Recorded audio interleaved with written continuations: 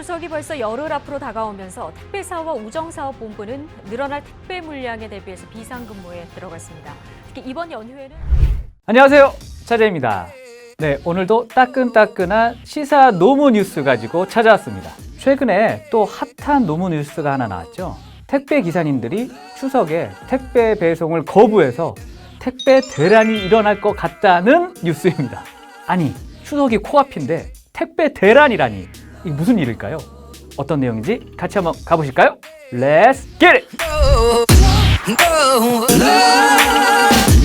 아시다시피 추석은 물류 쪽에서는 대목이죠. 요즘 같은 불경기에 일이 많아서 오히려 더 좋아해야 될 텐데 왜 거부일까요? 자세히 들여다보니 주문받은 택배를 분류하는 분류 작업에 대해서 회사와 배송기사 간의 의견이 달라서라고 합니다.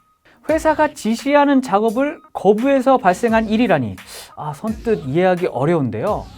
왜 이런 일이 생겼을까요? 먼저 택배 기사의 업무 범위에 대해 이야기를 해봐야 될 것 같은데요.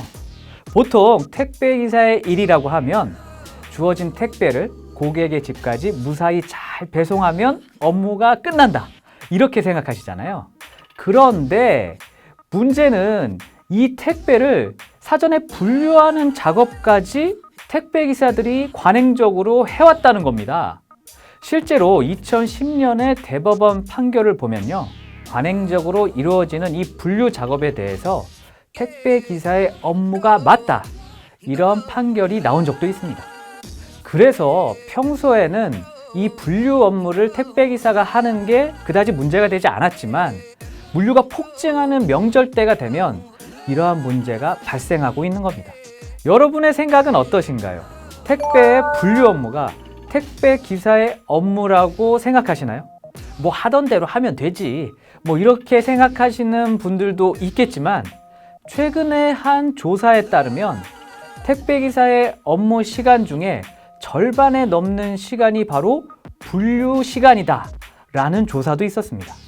그러니까 분류 작업이 택배 기사의 업무에 차지하는 비중이 상당히 높다, 되게 중요한 업무다, 이렇게 말할 수도 있는 거죠. 그러다 보니 어떤 물류 회사에서는 택배의 분류 작업을 사람에게 시키지 않고 자동 분류기를 통해서 이루어지는 곳도 있습니다. 제 개인적인 생각은요, 업무의 흐름으로 봤을 때 물류 접수를 받고 그 물류를 분류하는 작업은 회사에서 진행하는 것이 어떤 업무의 연속성이나 혹은 고객의 만족도를 봤을 때는 맞다라고 생각을 하긴 합니다. 그리고 아까 말씀드린 것처럼 이 택배를 분류하는 작업은 궁극적으로 언젠가는 기계가 자동적으로 하는 시대가 올 것이라고 생각도 하고요. 그래서 결국 이번 사태 같은 경우는 어떤 시대의 과도기적인 현상이다, 저는 이렇게 생각하고 있습니다.